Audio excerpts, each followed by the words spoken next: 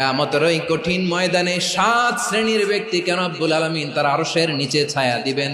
তার মধ্যে প্রথম শ্রেণীর ব্যক্তি হলো ইমামুন আদিল, যে ইনসাফের সাথে বিচার করে, যে জাস্টিস সমাজে সার্ভ করে, যে সুশাসন নিশ্চিত করে, ওই ইমামুন আদিল। আদিল শব্দটা বুঝছেন না? ইন্নাল্লাহা ইয়া'মুরু বিল আদল, পাইছেন? আদিল।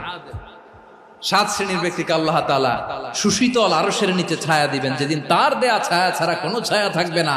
এর প্রথম হচ্ছে ইমামুন আদিল, ন্যায়পরায়ণ শাসক। চিল্লায় বলেন সুবহানাল্লাহ।